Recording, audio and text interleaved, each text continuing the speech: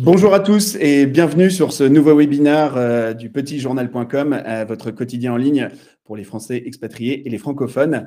Avec aujourd'hui comme thématique donc immobilier France-USA, fiscalité et transmission patrimoniale. Pour ce faire, j'ai le plaisir d'accueillir aujourd'hui Adrien Hérault, associé directeur du développement commercial chez USA France Financial Group.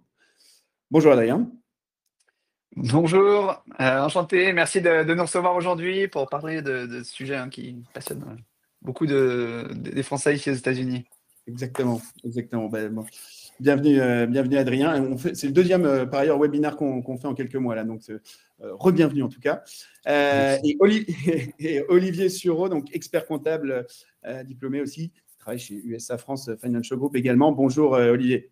Bonjour Adrien, bonjour à tous.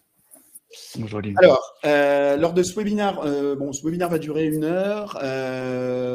Donc Olivier et Adrien vont parler de plusieurs thématiques. Donc, parler de la fiscalité applicable aux revenus locatifs aux États-Unis. Quelle est la fiscalité de la plus-value perçue sur les ventes immobilières? Quelles sont les règles fiscales des donations et des successions transfrontalières?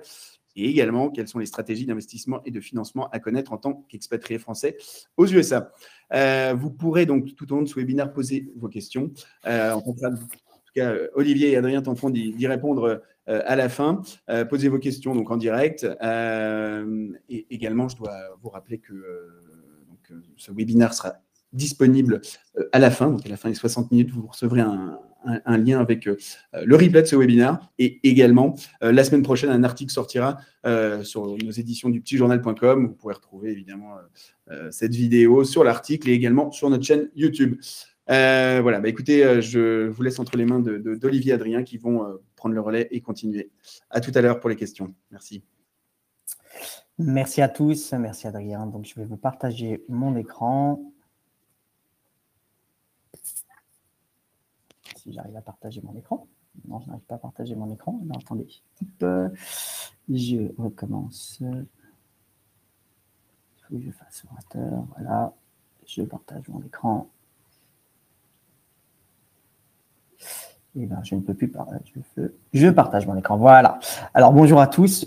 Vous allez avoir à votre écran qui s'affiche on nous a préparé avec Adrien plusieurs slides sur la partie fiscale, la partie financière. Donc, le but aujourd'hui, c'est de vous couvrir un petit peu toutes les possibilités, toutes les thématiques auxquelles vous allez pouvoir être confrontés si vous avez de l'immobilier à la fois en France, à la fois aux États-Unis et en fonction de votre situation fiscale également. Est-ce que je suis résident fiscal français? Est-ce que je suis résident fiscal américain? Et on va parler de plusieurs thématiques. Nous allons parler notamment de thématiques. Donc, on va parler avec un exemple d'une famille qui est franco-américaine, avec Eric, qui a du patrimoine à la fois en France et aux États-Unis, qui souhaite comprendre comment va se passer ces investissements immobiliers du côté français et du côté américain, à la fois en cas de location, en cas de revente, en cas de succession-transmission, et quelles vont être les possibilités d'optimisation de ces stratégies. Alors, on va essayer de couvrir, c'est très, très vaste aujourd'hui.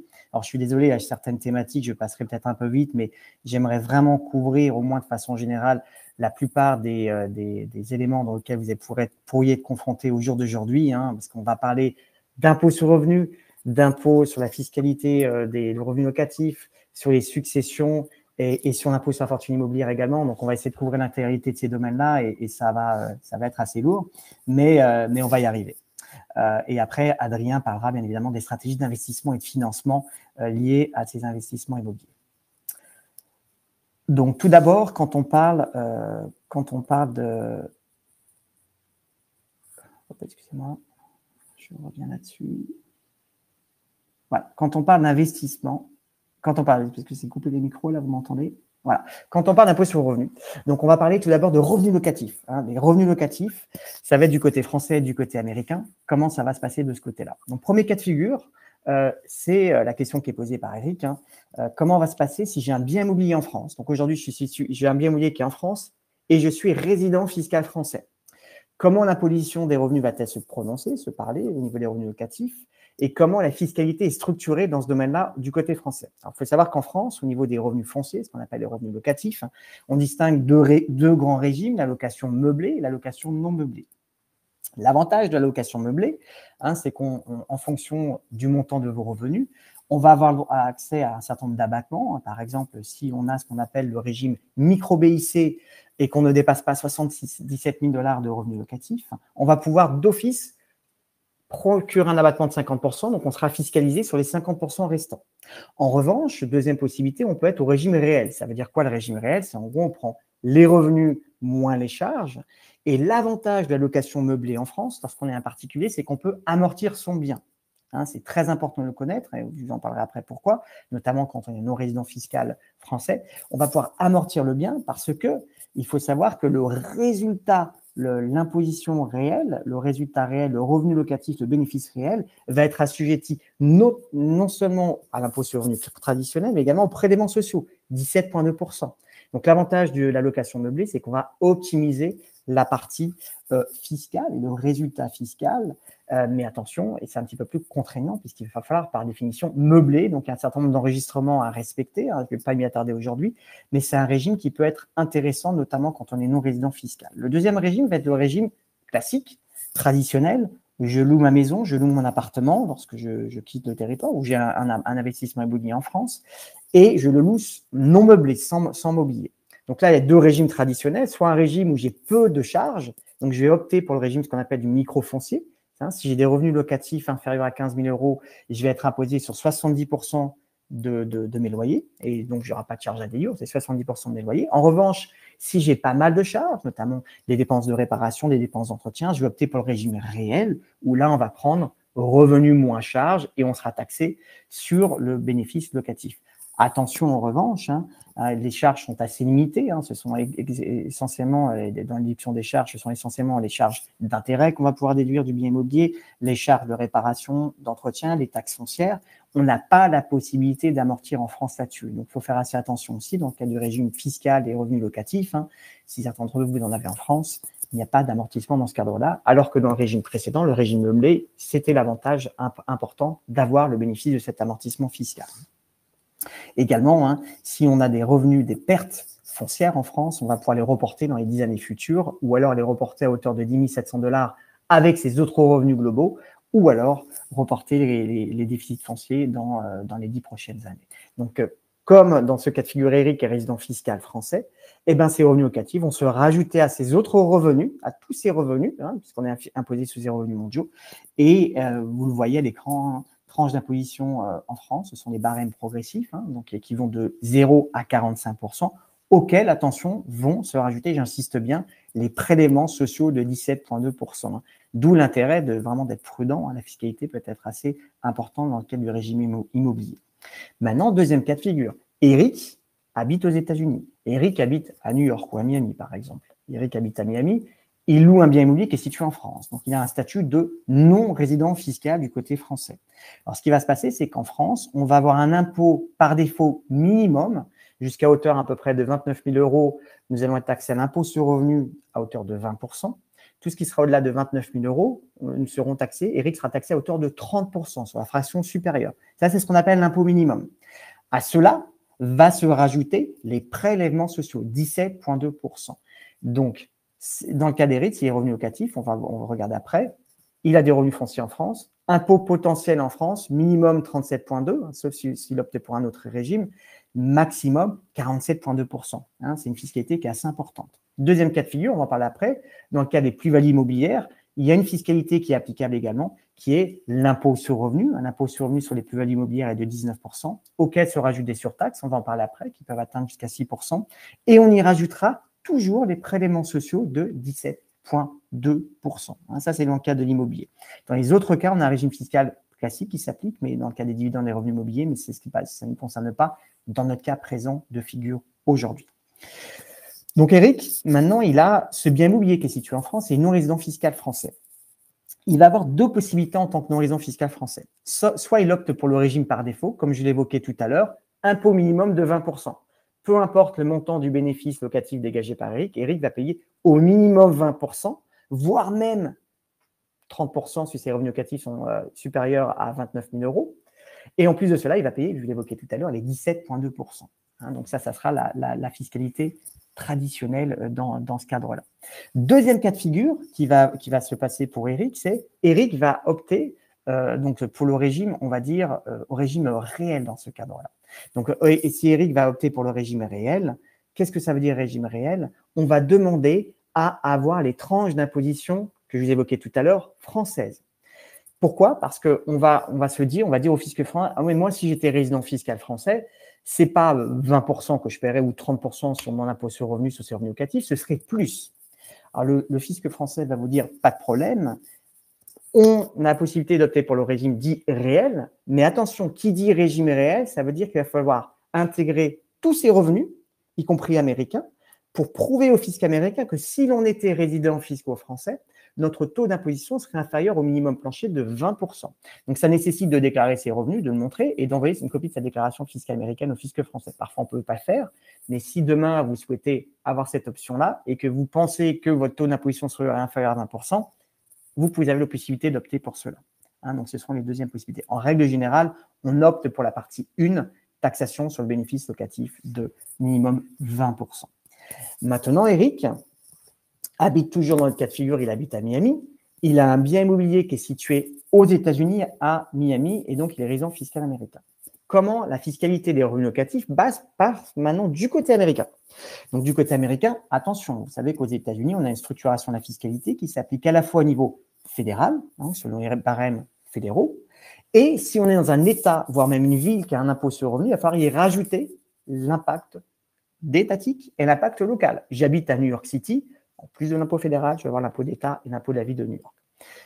En revanche, je vais être imposé sur mes bénéfices locatifs. Et dans le bénéfice locatif, contrairement à dans le système précédent à la fiscalité française, on a droit à beaucoup de déductions aux États-Unis. Beaucoup de déductions, ça va être les assurances, ça va être bien évidemment les taxes foncières, les intérêts, les réparations, mais également l'amortissement fiscal aux États-Unis. Un amortissement locatif d'une résidence d'habitation s'amortit sur 27 ans et demi.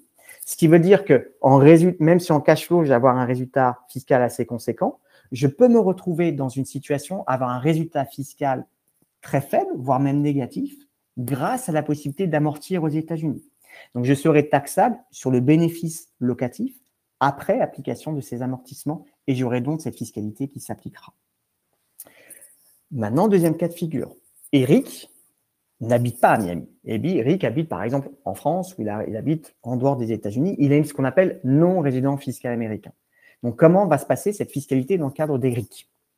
Donc là, on va avoir deux options qui vont se présenter à nous. L'option 1, qui n'est pas l'option à prendre, c'est d'opter pour une imposition forfaitaire de 30%. Mais attention, quand on dit 30%, c'est sur le montant brut des revenus locatifs. Aux États-Unis, quand on est non-résident, automatiquement, on est taxé, si on touche par exemple 100 000 euros de revenus locatifs, automatiquement, on est taxé sur 30% de 30 000 euros sans déduire des charges. Ça, c'est le régime dit de non-résident.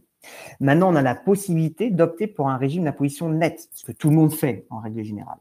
Et quand on fait cela, il faut faire une élection fiscale. Beaucoup de gens l'oublient d'ailleurs. Vous avez un petit box, quand on est non-résident fiscal, vous avez un petit box A dans lequel vous optez sur la taxation sur le régime net dans le cas des revenus locatifs, ce qui présente l'avantage d'être taxé sur le bénéfice. Dans ce cadre-là, non seulement on va déduire toutes les charges, mais on va pratiquer l'amortissement fiscal, comme je l'évoquais tout à l'heure, qui est de 27 ans et demi pour un bien qui est situé sur le territoire américain, un bien résidentiel.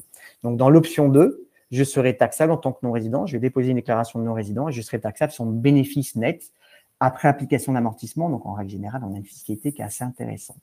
En revanche, attention, si vous êtes résident fiscal français, il va falloir déclarer ses revenus locatifs américains sur déclaration française.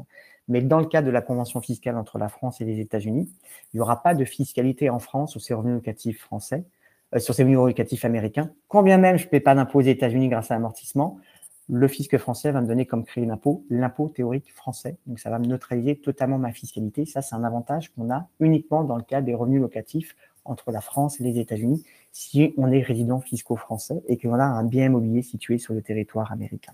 Donc, vrai avantage fiscal, du côté américain, il faudra déposer une déclaration de non-résident.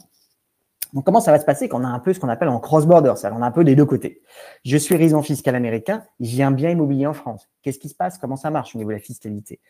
Donc, on va, dans un premier temps, je vais l'évoquer tout à l'heure, déposer sa déclaration fiscale de non-résident en France. Je vais m'acquitter de mon impôt sur mes revenus locatifs français avec le minimum d'imposition de 20% qui est l'impôt sur le revenu français, plus 17,2% qui sont les prélèvements sociaux, 37,2%. Je vais, dans un second temps, En tant que résident fiscal américain, je vais devoir déclarer ces revenus locatifs que j'ai en France, je vais devoir les déclarer dans mon pays de résidence fiscale, donc à la fois au niveau fédéral. Donc, l'avantage, c'est qu'au niveau fédéral, je vais pouvoir amortir le bien immobilier. On va en parler après, mais je vais pouvoir amortir le bien immobilier. Et donc, dans ce cadre-là, comme j'évoquais tout à l'heure, dans notre exemple à nous, on va faire notre déclaration en France. Par exemple, on va opter pour microfoncier, je vais payer mon impôt en France. Aux États-Unis, je suis résident fiscal américain, je vais déclarer ces 10 000 $ de loyer encaissé, mais à ces 10 000 $, je vais déduire les charges et notamment, je vais pratiquer l'amortissement. Ce qui fait que je vais peut-être arriver même à zéro.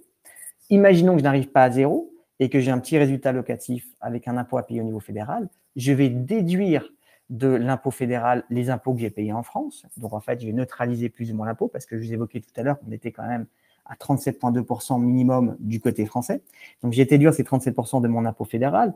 Donc, en règle générale, on a peu d'impact au niveau fédéral quand on a des revenus locatifs en France.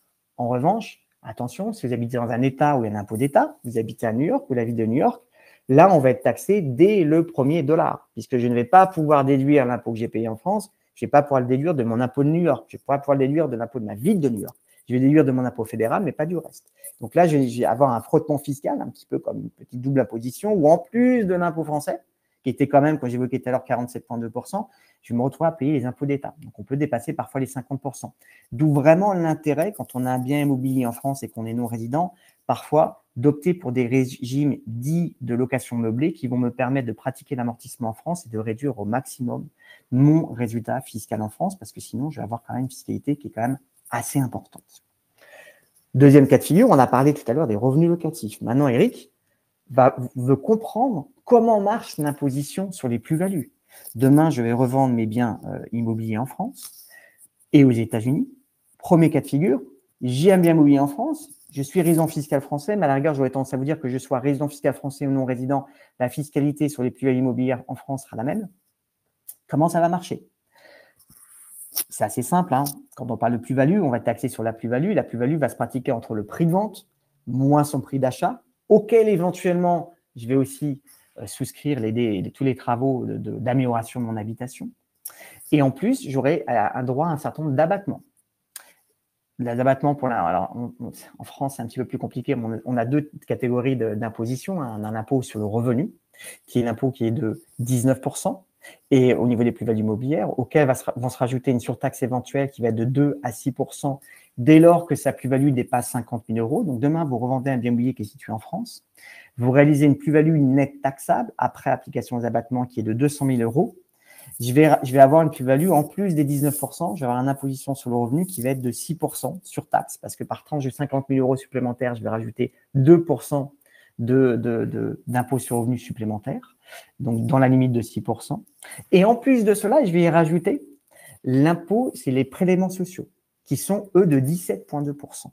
Donc, globalement parlant, mon taux d'imposition global minimum sur la plus-value en France sera de 36,2%, mais elle peut atteindre 42,2% si j'ai ces fameuses surtaxes. Ce qui va changer la donne, ce sont les abattements, parce que je vais payer un impôt, mais sur une base après abattement. Et en France, on a plusieurs catégories d'abattement. Première catégorie d'abattement, c'est l'impôt sur le revenu, hein. À partir de la 6e année, j'ai des abattements tous les ans qui sont à peu près de 4% par an. Jusqu'à 22 ans, à partir de 22 ans, je suis complètement exonéré d'impôt sur le revenu, hein. L'impôt sur le revenu, ce sont les 19% plus la surtaxe qui va de 2 à 6%. Et pour les prélèvements sociaux, donc les fameux 17,2%, l'abattement commence également à la 6e année. Elle est de 1,65% par année de détention et elle est totalement effacée au bout de 30 ans. Donc, si certains d'entre vous avez un bien immobilier en France que vous avez depuis 23 ans, par exemple, vous n'allez probablement pas payer d'impôt sur le revenu, mais vous paierez toujours des prélèvements sociaux de 17,2% sur une grande partie parce que l'abattement ne sera pas aussi important que dans le cadre de l'impôt sur le revenu. Il faudra attendre 30 ans pour effacer totalement l'imposition. Également, en France, quand on revend une résidence principale, on a un abattement, on est complètement exonéré d'imposition sur la revente de sa résidence principale. Attention, la résidence principale, c'est-à-dire qu'on est résident fiscal français, on revend sa résidence principale ou on la revend dans l'année qui suit son départ. Et là, il n'y a pas de limite d'abattement, hein. Il y a complètement exonéré sur l'intégralité de la plus-value dans ce cadre-là. Hein. Comme on a dit, la vente sur la résidence principale est totalement exonérée d'imposition. Donc, dans l'autre cas de figure, je suis maintenant toujours résident fiscal français, mais j'ai une résidence qu'on appelle d'habitation. Donc, je suis résident fiscal français, j'ai une résidence secondaire en France, ou j'ai une résidence qui est mise en location. Là, le principe est le même, c'est-à-dire qu'on a le droit toujours aux abattements pour les durées de détention, comme je vous l'évoquais tout à l'heure. En revanche, ce n'est pas sa résidence principale, donc là, on n'a pas un abattement. Malheureusement, même si ça a été votre résidence principale, si lorsque vous revendez, vous avez perdu le bénéfice de cette résidence principale, comme je l'ai dit, en France, on autorise jusqu'à l'année qui suit, jusqu'au 31 décembre de l'année qui suit le départ, que ça reste sa résidence principale et être exonéré d'impôt. Au-delà, ça va être considéré comme une résidence secondaire, une résidence d'habitation, une résidence mise en location. Et là, j'aurai la fiscalité qui s'appliquera, 36,2% minimum jusqu'à 42,2% maximum. J'aurai toujours, attention, droit aux abattements pour les durées de détention, hein, impôt sur le revenu jusqu'au bout de 22 ans exonéré, impôt sur les prélèvements sociaux au bout de 30 ans exonéré. Et en plus de cela, sachez qu'en France, quand on revend sa première résidence d'habitation, qu'on soit non-résident ou pas d'ailleurs, hein, sa première résidence secondaire, on a le droit à une exonération supplémentaire de 150 000 €, qui a un vrai avantage. Pourquoi? Parce que dans ce cas de figure, le deuxième cas de figure, où Eric n'est pas résident fiscal français et qu'il revend un bien immobilier en France, je l'évoquais tout à l'heure, la fiscalité sera la même que dans le cadre d'un résident, donc toujours les 36,2% minimum jusqu'à 42,2% lorsque l'on a une surtaxe. Et donc l'exonération au bout de 22 ans et de 30 ans, ça, j'ai toujours le droit, même si je suis non-résident fiscal français pour les biens immobiliers en France. Mais ce qui va être intéressant, c'est que c'est la première, si Eric revend sa première résidence lorsqu'il s'est expatrié et qui respecte certaines conditions, notamment avoir été dans le passé résident fiscal au moins 2 ans en France, peu importe, hein, ça peut être il y a 15 ans, il aura le droit à un abattement supplémentaire de 150 000 € sur sa première vente. Donc, on aura un cumul de 2 abattements. Abattement pour la première revente de résidence d'habitation, et ça peut être du locatif d'ailleurs aussi, 150 000 €. Et en plus de cela, on aura toujours les abattements qui seront sur les abattements pour la durée de détention. Donc, hein, ça, c'est un avantage fiscal que l'on a dans ce cas de figure-là. Maintenant, je suis résident fiscal américain. Hein, Eric est aux États-Unis et il a un bien immobilier situé sur le territoire américain. La fiscalité est assez straightforward. Je dirais aux États-Unis, on va distinguer 2 cas de figure. Je détiens le bien immobilier depuis moins d'1 an. C'est ma fiscalité ordinaire. Ma plus-value va se rajouter à mes autres revenus globaux. Il faut savoir que c'est jusqu'à 37% d'imposition marginale en France, aux États-Unis, le taux marginal d'imposition. En revanche, si je détiens le bien immobilier depuis plus d'1 an, donc 1 an et 1 jour, ce sera la fiscalité, le régime des plus-values sur le long terme qui s'appliquera aux États-Unis. Ça va être en moyenne 15% ou 20%, hein, en fonction de vos revenus globaux. On va dire en général, c'est 15%. Donc, on aura une fiscalité qui sera assez réduite du côté américain, hein, puisqu'on sera, même si je réalise une plus-value assez conséquente, j'aurai le maximum 20% d'imposition à payer sur cette plus-value-là, auquel se rajoutera, attention, aux États-Unis, dès lors qu'on a un peu plus de 250 000 $ de revenus globaux, on a ce qu'on appelle la Net Investment Tax. Hein. C'est une taxe qui s'applique sur tous les revenus passifs aux États-Unis. Ça peut être des revenus locatifs, mais également des plus-values immobilières.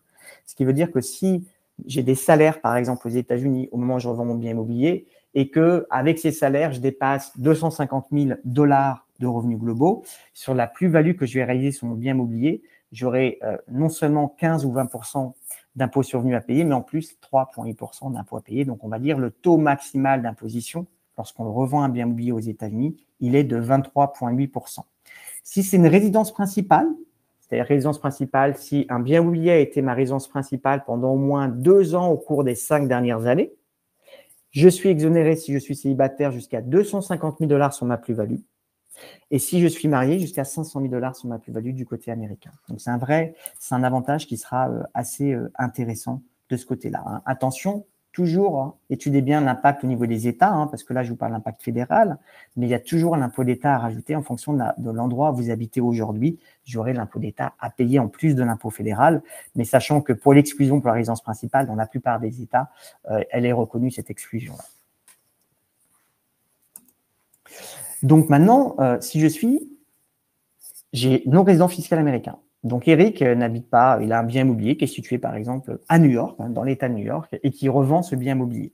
Alors attention, la loi est assez contraignante aux États-Unis, hein, puisque bien évidemment, le fisc américain et parfois même les États, pour s'assurer que vous allez payer au moins l'impôt sur la plus-value, on va pratiquer au moment du closing, hein, l'acheteur a l'obligation de retenir sur le prix de vente une fraction de la vente pour garantir que l'impôt va être payé. Hein, c'est ce qu'on appelle la FIRPTA.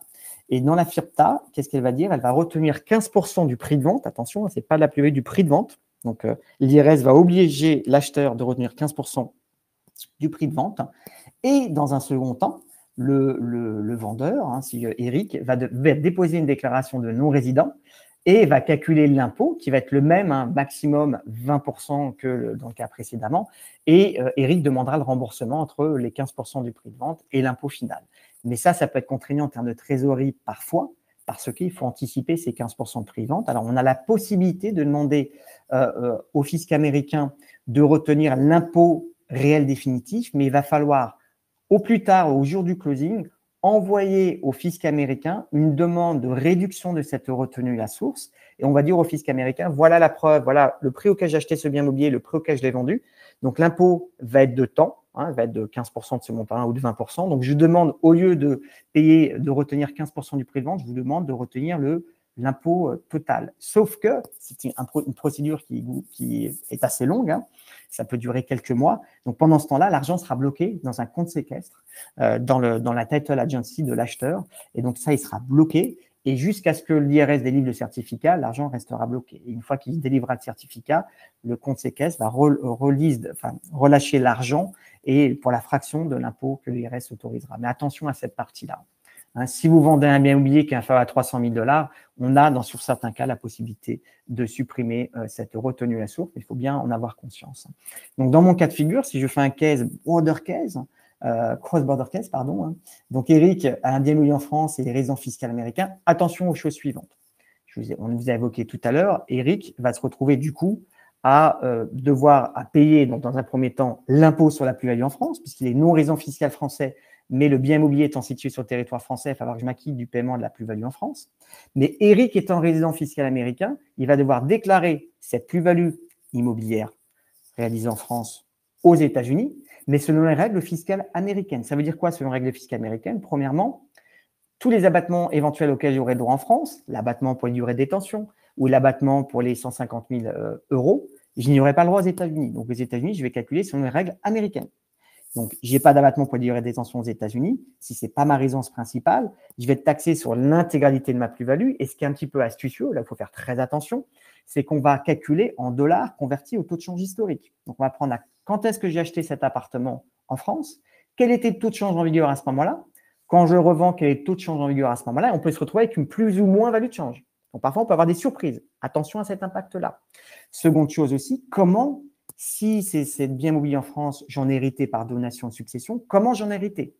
Aux États-Unis, on n'a pas le principe de donation, on n'a pas le principe de step-up sur l'intégralité. En France, que l'on hérite par donation ou succession, on purge la plus-value à ce moment-là. C'est-à-dire que si je revends le bien immobilier le lendemain de ma donation, je n'ai pas d'impôt à payer en France puisque le bien n'a pas pris de valeur. Aux États-Unis, si on hérite par donation, on n'a pas ce fameux step-up. Ça veut dire que je vais continuer à devoir payer l'intégralité de la plus-value historique depuis la date où mes parents l'ont acheté. En revanche, si j'en hérite par succession au décès de mes parents, je vais avoir le step-up. Donc, je ne serai pas fiscalisé sur le passé, je serai fiscalisé uniquement sur l'augmentation de valeur dans le futur.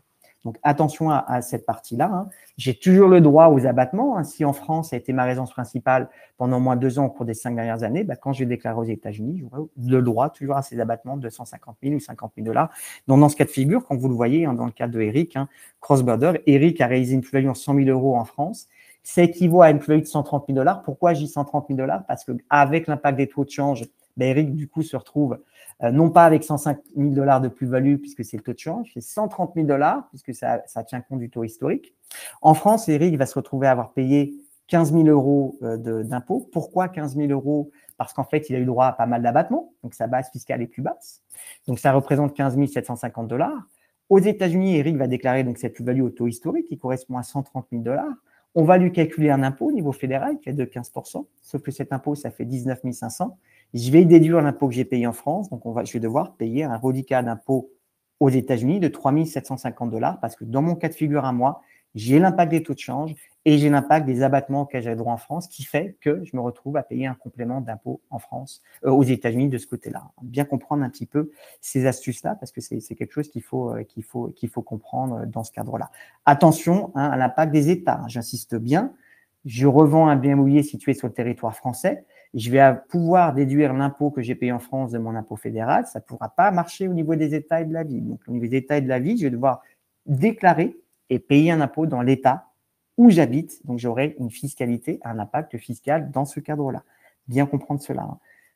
Comprenez également que les prélèvements sociaux, depuis 2019, des prélèvements sociaux, ce qu'on appelle CSG-CRDS, sont considérés comme un impôt d'un point de vue américain. Donc, je vais pouvoir les déduire aussi de mon impôt afférent à mon impôt américain sur ces plus-values immobilières, dans ce cadre-là. Attention également, pour certains d'entre vous, l'astuce, si vous avez un prêt attaché à un bien immobilier situé en France, que vous liquidez ce prêt-là, on peut avoir, et oui, on peut avoir des plus ou moins values de change générées par ce prêt immobilier. Imaginez que vous avez contracté un bien immobilier, un prêt pour acheter un bien immobilier. Ce prêt, le taux à l'époque était de 1,5, donc ça vaut 100 000 euros, 150 000 $ de prêt immobilier équivalent.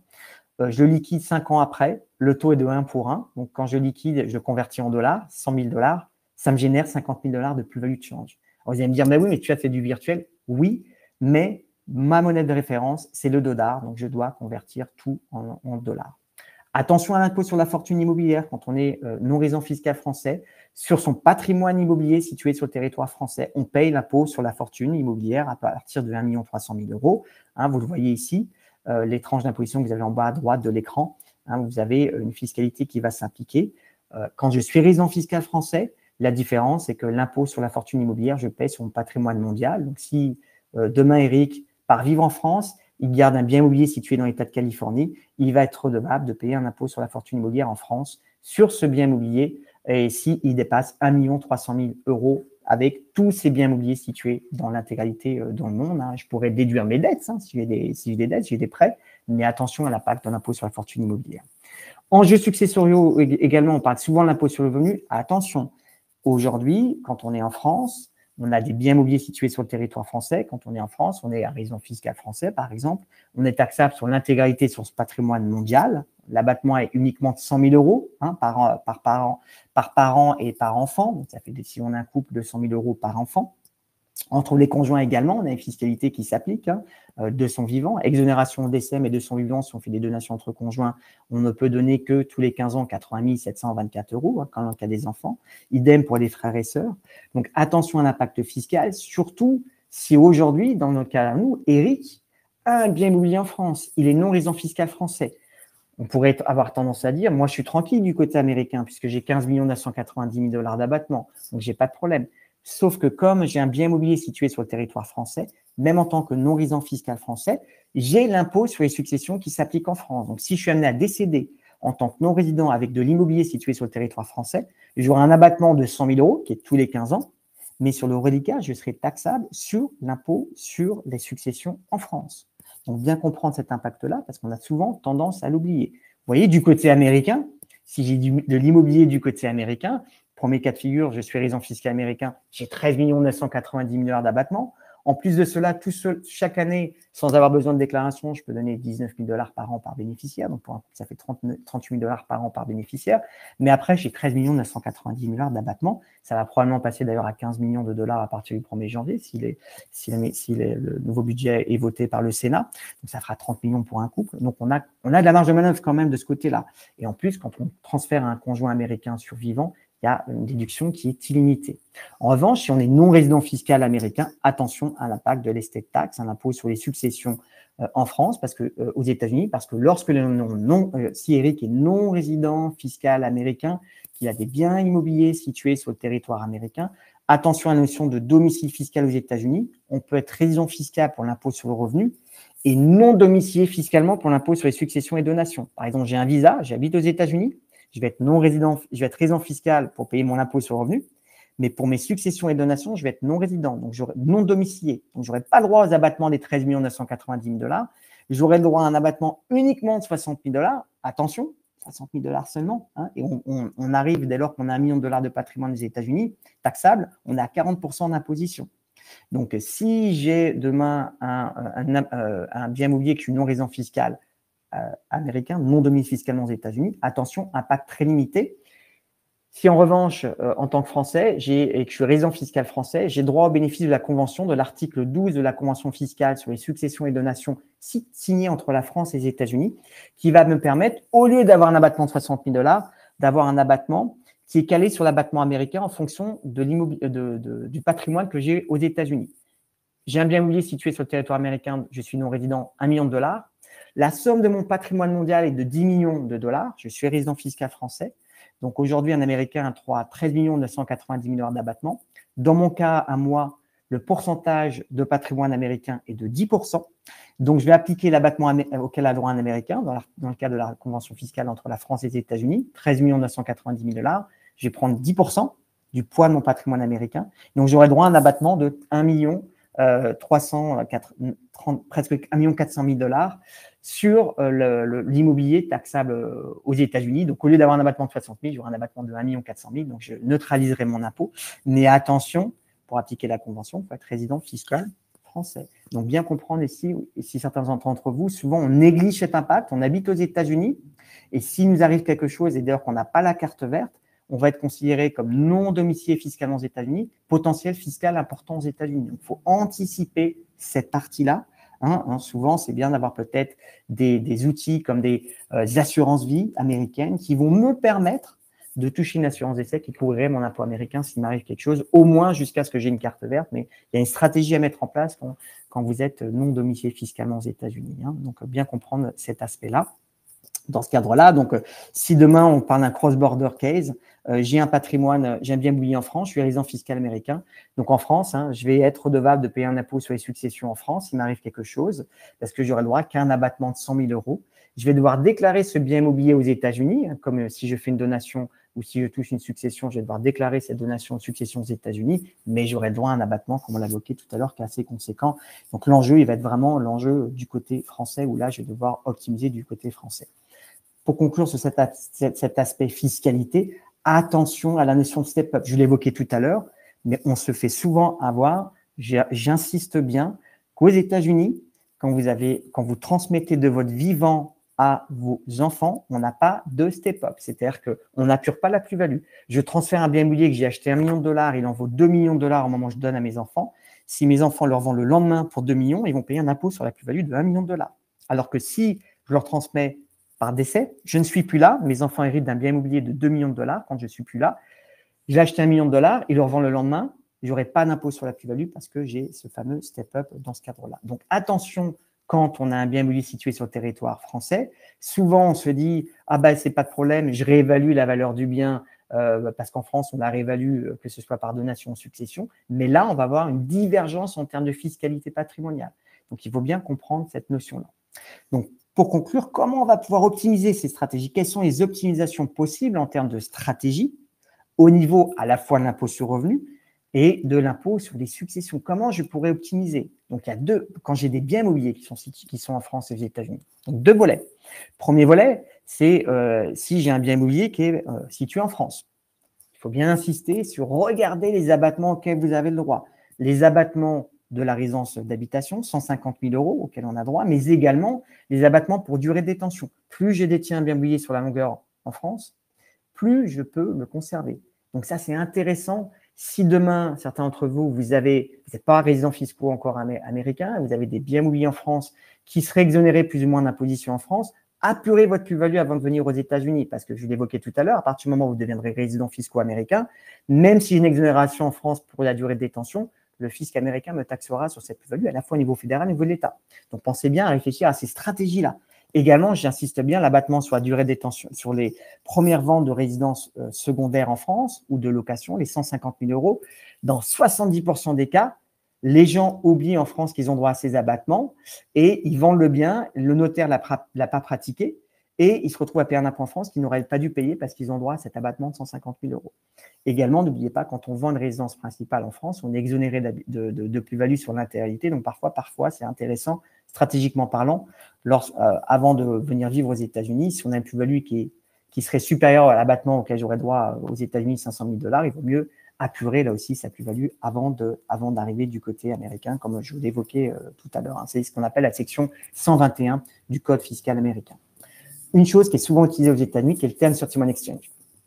La plupart des promoteurs immobiliers le réalisent aux États-Unis, et c'est pour ça que certains d'entre eux ne paient jamais d'impôt sur la plus-value. C'est quoi le 1031 aux États-Unis? C'est la possibilité de dire, je revends un bien immobilier. Alors, il ne faut pas que ce soit votre résidence principale.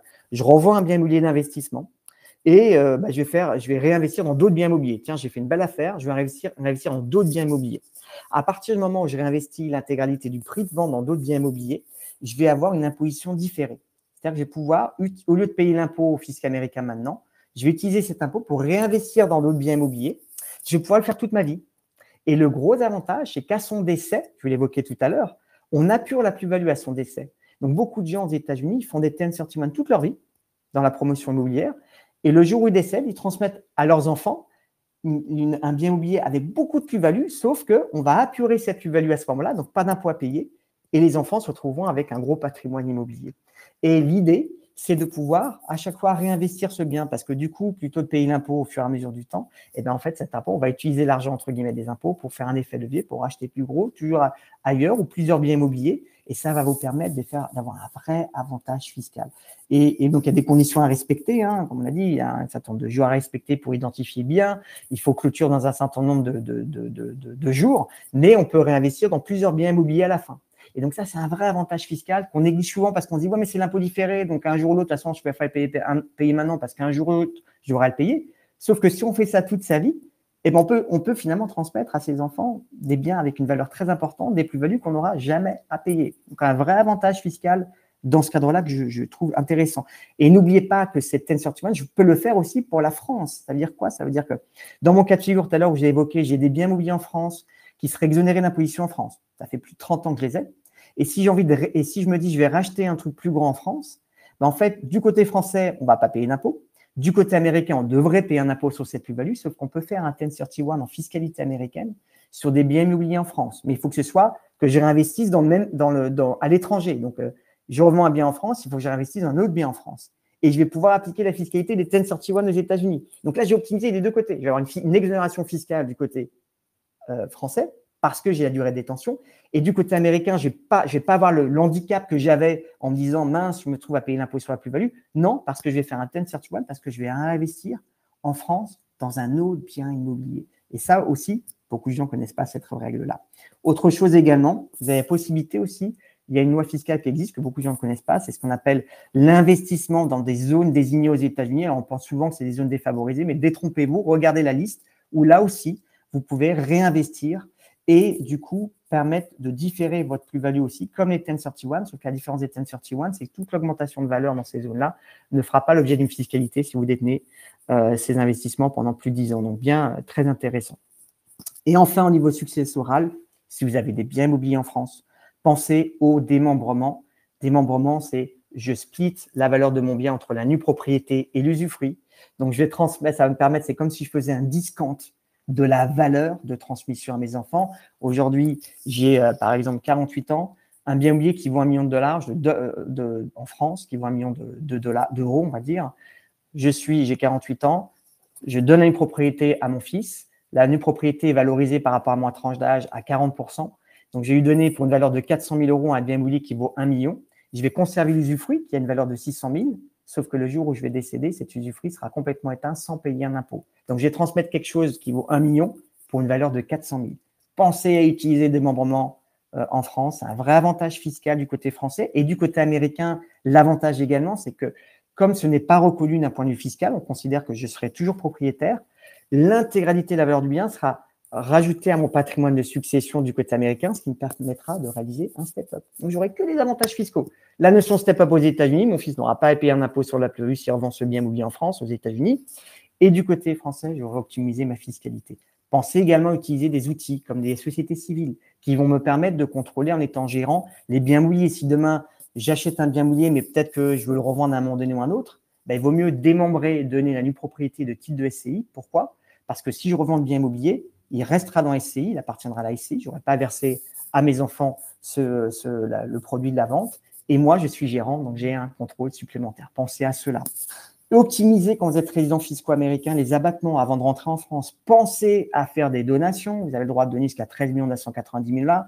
Mettez en place des outils hors trust, s'il vous plaît, parce que si un jour vous voulez rentrer en France et l'outil de trust ne marchera pas, pensez à utiliser des outils qui vont vous permettre de faire des abattements. Alors attention en France, puisque France en ce moment essaie de remettre en cause un peu sur des gens qui rentrent en France en disant « bah oui, mais vous avez fait des donations, mais vous ne l'avez pas enregistré en France. Donc, du coup, on vous la taxe maintenant que vous êtes rentré. » Donc, ce qu'il faut faire, hein, c'est que si certains d'entre vous, vous souhaitez rentrer un jour en France, à chaque fois que vous ferez une donation, même si vous n'êtes pas résident français, enregistrez-la en France. Il n'y aura pas d'impact fiscal, mais on aura l'enregistrement qui sera acté du côté français. Donc, pensez à faire ces donations-là. Regardez comment vous pouvez faire la transmission quand vous êtes aux États-Unis. Parce qu'on oublie souvent et on pense qu'on a toujours tout le temps le temps. Mais non, le temps passe vite. Pensez à faire ces exonérations. Ne serait-ce que 19 000 $ par an. Vous donnez 19 000 $ par an, il n'y aura rien besoin de faire. Notamment dans le cas d'éducation des enfants, il y a une vraie stratégie à mettre en place. Si un jour vous voulez rentrer en France, utilisez les Family Partnership ou les LLC qui seront un vrai outil juridique, à la différence des trusts, reconnus en fiscalité française, où je vais transmettre une partie de mon patrimoine dans ces outils-là. Je vais contrôler, mais la majorité des titres seront détenus par mes enfants. Donc, je vais apporter mes actifs dans ces outils Family Partnership. Donc, pensez bien à ces outils-là, parce que ça va être un vrai avantage que vous aurez dans ce cadre-là, et pensez à utiliser cet aspect-là. C'est beaucoup de matière, mais je vais passer la parole à Adrien, qui va pouvoir… Alors, attends, Adrien, j'essaie juste d'enlever le… Arrêtez, voilà. Absolument. Voilà. Et je vais passer la parole à Adrien. Désolé, pas beaucoup de temps. Beaucoup de sujets. Pas de souci. Merci Olivier pour cette première partie. Alors nous, on va parler de l'immobilier, mais l'immobilier au sein de votre stratégie patrimoniale. On va revoir ensemble comment, c'est une question qui nous est très souvent posée, comment calculer, comment évaluer la rentabilité d'un bien immobilier quand j'en vois un, quels éléments prendre en compte.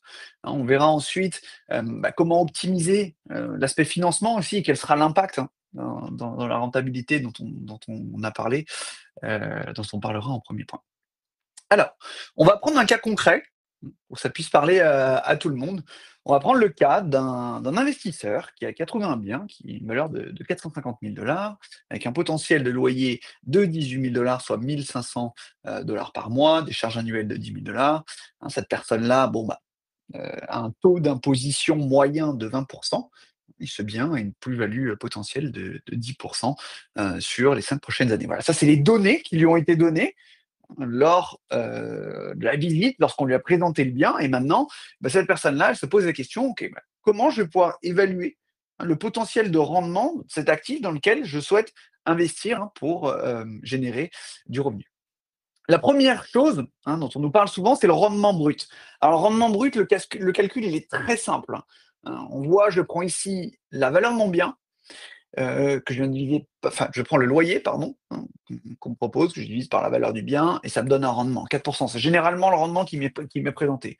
Et puis ici, 4%, on se dit, juste sur les revenus, ça peut être plutôt pas mal. Si derrière, on le verra ensemble, on a un peu vu tout à l'heure, sur les 5 prochaines années, une plus-value de 10%, soit 2% par an, je suis à 6% de rendement, c'est un bon placement. Maintenant, attention, il ne faut pas s'arrêter là. Il faut calculer le rendement net avant impôt. Et qu'est-ce que c'est que le rendement net avant impôt? Eh bien, tout simplement, c'est mes revenus moins mes charges. Les charges, que ce soit les frais de location de mon bien, si j'utilise une agence, qu'est-ce que cette agence me charge? Si j'ai des HOA, quels sont ces HOA? Vraiment, tout ce qui sort de ma poche, dû à ce bien, eh bien, je vais le mettre dans mes charges et je vais le mettre en face de mon loyer. On voit ici, je prends le loyer, je soustrais mes charges et je le redivise par la valeur de mon bien. Là, on voit que dans ce cas-là, j'ai un rendement net avant impôt de 1,78% de rendement. 1,78%, on pourrait se dire c'est peu, mais encore une fois, on va revoir tout à l'heure, j'ai le potentiel de plus-value, donc on pourrait se dire 3,78, je suis presque à 4%.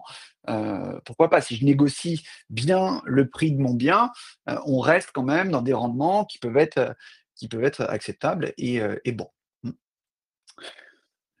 Au-delà de ça, j'ai l'impôt. Donc là, ça y est, j'ai mon rendement net. Je sais combien vont rentrer dans ma poche avant les impôts. Maintenant, est-ce que je vais avoir une fiscalité? Donc ça, Olivier en a bien parlé tout à l'heure, hein. Maintenant, on maîtrise bien l'imposition des biens immobiliers aux États-Unis. On a vu qu'on a la possibilité, hein, on a un gros avantage fiscal ici aux États-Unis lorsqu'on loue un bien immobilier, c'est cette fameuse dépréciation, hein, la possibilité d'amortir, un peu comme on pourrait le faire sur de la location meublée en France, non professionnelle en France, hein, amortir une partie de mon bâtiment. Aux États-Unis, c'est 27 ans et demi.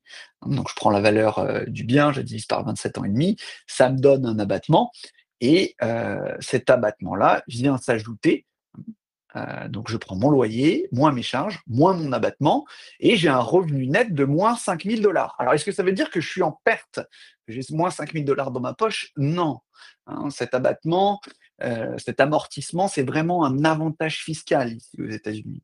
Un bel avantage fiscal qui, comme on le voit ici dans mon exemple, me permet de passer, hein, j'ai pas de revenus, j'ai une perte fiscale puisque je suis à moins 5 000 $.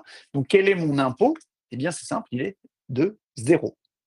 Donc le montant qu'on avait vu tout à l'heure, hein, mon montant net de charge, c'est 8 000 € que je touche, je les ai bien dans ma poche, les 1 000 $ ou euros que je touche, je les ai bien dans ma poche et ils vont pouvoir aller, hein, potentiellement dans le remboursement du crédit que j'aurais pris. Alors une question qu'on me pose souvent ici, c'est de me dire: «Waouh, c'est super, mais c'est de l'argent gratuit cet amortissement?» Et la réponse, c'est non. Cet amortissement, c'est pas de l'argent gratuit. Ici, hein, on troque, comme l'a dit Olivier, de l'income tax, hein, donc ça me permet de ne pas payer d'impôt sur le revenu, contre du long term capital gain. Pourquoi? Parce que comme l'expliquait tout à l'heure Olivier, cet amortissement sera réintégré au sein du calcul de ma plus-value. Dans mon exemple ici, l'amortissement, c'est 13 090 $. Si j'amortis pendant 2 ans, j'ai 26 000 $. Si je vends année 2, eh bien, il y aura la plus-value réelle qu'a généré mon bien, plus 26 000 $, hein, qui seront réintégrés pour le calcul de ma plus-value. Donc, je n'ai pas un bien complètement tax-free, mais je troque de l'income tax pour du long term capital gain. Ce qui reste quand même toujours intéressant, puisque le taux du capital gain, comme on l'a vu tout à l'heure, est généralement beaucoup plus favorable que mon taux d'income tax. Donc ici, un point, hein, un avantage intéressant. Également, hein, lorsqu'on voit ce calcul, ce qu'il faut retenir, c'est que le moins je peux utiliser mon abattement, le moins j'augmente ma plus-value, et le mieux c'est pour moi. Et comment est-ce que je vais pouvoir optimiser cela? Eh bien, je vais pouvoir l'optimiser dans le financement. Pourquoi? Hein, parce qu'on va voir, il y a quelque chose qu'on n'a pas ici, hein, c'est l'emprunt. Hein. Si je finance mon bien immobilier, on verra que non seulement ça pourra améliorer potentiellement ma rentabilité, mais également, j'augmenterai mes charges, puisque les intérêts sont considérés comme des charges, et donc j'aurai à moins utilisé ma dépréciation, et donc à moins, hein, éroder finalement, moins augmenter artificiellement ma plus-value. Mais avant de passer à cet aspect financement, il y a un dernier point qui est important, c'est la valeur, la prise de valeur du bien, hein, et la prise de valeur du bien, le potentiel de prise de valeur du bien. Alors, je sais que c'est très compliqué à évaluer. Alors ça, c'est vraiment des professionnels de l'immobilier locaux qui vont pouvoir vous accompagner là-dedans. Cette prise de valeur du bien, elle est à estimer dans la rentabilité de votre bien. Parce que bon, tout à l'heure, on l'a vu, j'ai un rendement net de charge à 1,78%. On a vu que je ne payais pas d'impôt, donc j'ai un rendement de 1,78%. Un 78, on pourrait se dire, waouh, ça ne catch up même pas avec l'inflation, je ne vais pas faire un investissement immobilier dans ce cas-là. Attention, la prise de valeur du bien, dans notre cas 2%, vient réaugmenter considérablement le potentiel de rendement de ce bien-là. Je passe de 1,78 à, dans mon exemple, si j'ai 2% d'appréciation annuelle, 3,78. Donc, déjà ici, on a des rendements qui sont plus forts que l'inflation. Je ne perds pas en pouvoir d'achat, hein, donc ce placement peut potentiellement faire du sens. Mais un point qui est clé, j'en ai un peu parlé tout à l'heure, c'est que ce calcul de rentabilité, il est calculé sur la valeur du bien. Donc ici, dans mon exemple, hein, le 1,78, c'est un peu comme si moi, je mettais 450 000 $. J'ai 450 000 $ sur un compte en banque, je sors ces 450 000 $ de mon compte en banque et je viens acheter mon bien immobilier. Dans ces cas-là, mon rendement, hein, sur l'argent que j'ai sorti de ma poche, est bien d'1,78 plus 2% de rentabilité. Mais ce qu'il ne faut pas oublier, c'est qu'ici, on a un outil aux États-Unis, on va revenir dans ma stratégie patrimoniale, on a un outil clé qui est le crédit. Si demain, je suis structuré de façon assez optimale au niveau de mon patrimoine et que j'ai des bons actifs défensifs, combinés à mes revenus de salaire, eh bien, au lieu de sortir 450 000 $, d'acheter mon bien immobilier, de le louer, d'avoir mes 3,78% de rendement, je vais pouvoir faire un effet de levier. Faire un effet de levier et n'avoir, si on prend un exemple, j'ai, admettons, un certain montant dans mes savings, eh bien, je ne vais sortir que 20% en apport. Donc, au lieu de sortir mes 450 000 $, je ne sors que 20%. Je finance 80%. Je loue mon bien immobilier. Et l'objectif, c'est de bien faire mes calculs pour que mes locations, en tenant compte de mon rendement net, net après taxe, eh bien, me permettent de rembourser mon crédit. Ainsi, j'ai un bien immobilier qui, entre guillemets, s'autofinance. Soit ça peut demander un petit apport ou un effort d'épargne, comme on dit.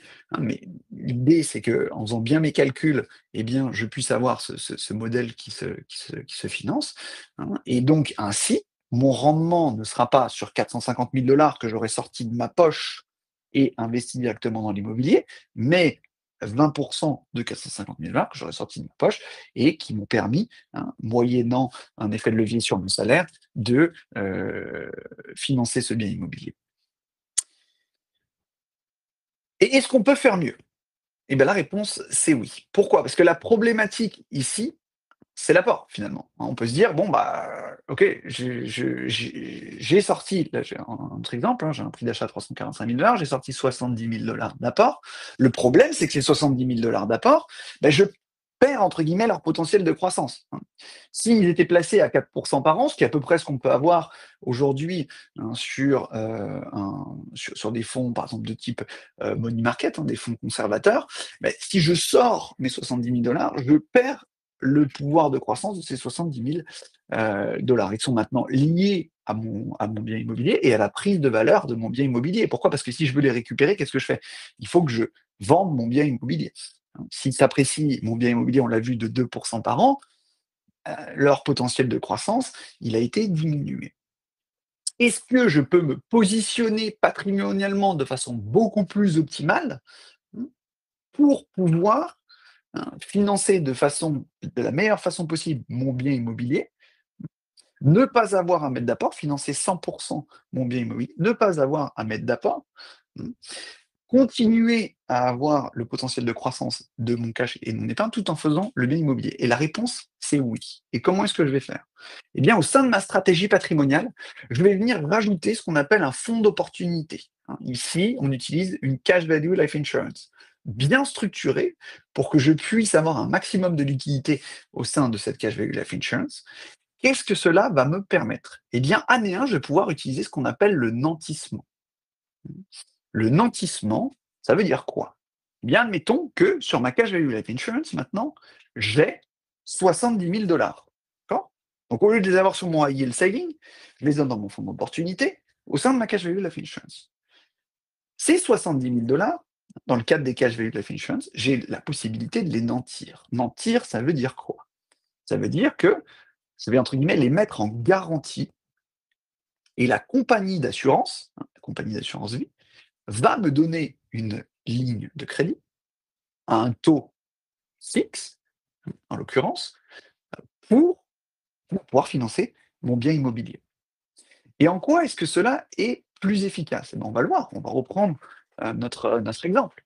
Mettons que j'ai une cash value life insurance ici au sein de mon patrimoine, j'utilise le nantissement, donc comme je l'ai dit tout à l'heure, mon épargne, elle, reste placée au sein de ma cash value life insurance, continue à grandir avec des rendements de 4 à 5% par an. Par contre, comme j'utilise le nantissement, j'ai donné une garantie sur ma cash value life insurance. La compagnie d'assurance m'a ouvert une ligne de crédit correspondant à mon apport de 20%. À l'heure actuelle, on est sur un taux de 5%, qui est un taux avantageux par rapport au taux du marché.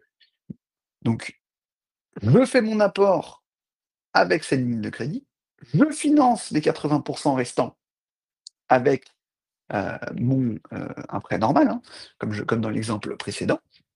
Et mon objectif, encore une fois, c'est de bien faire mes calculs pour que mes revenus, optimisés après mes taxes, hein, pourquoi maintenant, étant donné que je finance 100%, on se rappelle que mes intérêts sont déductibles, donc j'ai 100% des intérêts qui sont déductibles, hein, viennent rembourser mes crédits.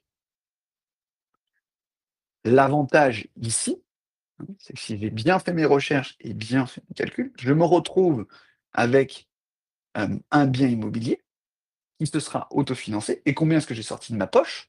Finalement, zéro. J'ai simplement donné en garantie ma cash value life insurance pour obtenir une ligne de crédit à taux fixe qui m'a permis de faire mon apport. Et ça, c'est clé. Parce que ici, j'ai un peu le meilleur des deux mondes. J'ai à la fois ma cash value life insurance, si on prend un bien immobilier avec un crédit sur 30 ans, qui sur les 30 prochaines années aura grandi, elle, on avait vu, entre 4 à 5% de rendement, donc 227 000 $, plus mon bien immobilier, qui lui, se sera autofinancé, si j'ai bien fait mes calculs, entre mon loyer. J'aurais optimisé ma fiscalité également, parce qu'on se rappelle tout à l'heure, étant donné que j'aurais eu plus de charges dues aux intérêts, j'aurais moins utilisé mon amortissement. En utilisant moins mon amortissement, eh bien, j'aurais moins d'impôts de plus-value à payer lors de la revente. Et c'est le système le plus avantageux pour moi. Et ainsi, je passe d'une rentabilité de 3,78% qui pourrait ne pas me permettre, ne pas me paraître alléchante, à une rentabilité beaucoup plus forte. Pourquoi? Parce que combien j'ai sorti de mes assets, de ma poche pour faire ce bien immobilier, hein, dans ce système qui est optimisé, zéro. Donc ici, en 30 ans, je vais récupérer, dans mon exemple ici, 345 000 $, en donnant simplement en garantie mes actifs. Donc un système beaucoup plus efficace que celui de simplement acheter un bien immobilier cash ou alors acheter un bien immobilier avec un apport de 20%. Si on a la possibilité de mettre en place ce système-là, on va, optimiser fortement les rendements de mon bien immobilier, 2, on va optimiser fortement la fiscalité de mon bien immobilier, et 3, mon patrimoine, tout simplement.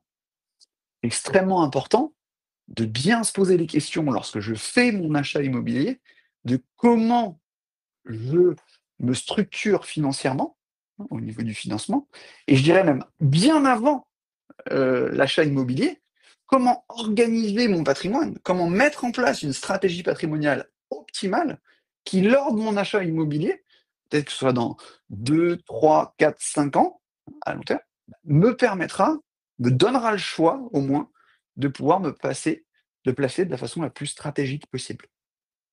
Donc ça, extrêmement important. Et enfin, une dernière chose, qui est importante, c'est que ces cash value life insurance, elles sont également couplées d'une assurance décès. Pourquoi est-ce que c'est important? Parce qu'il y a quelque chose qu'ici, les personnes, en termes de patrimoine, il y a une chose que les personnes ne savent pas forcément ou à laquelle ne font pas attention, et ça, c'est important. J'aime bien mettre un point là-dessus, c'est qu'aux États-Unis, l'assurance décès, elle n'est pas obligatoire lorsqu'on achète un bien immobilier et lorsqu'on finance un bien immobilier également.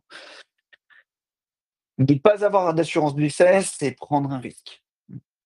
Pourquoi? Parce que, malheureusement, et knock on wood que ça n'arrive à personne, si on était amené à décéder pendant la période de remboursement du crédit, si on n'a pas d'assurance décès, mes héritiers vont continuer de rembourser le crédit. Mmh.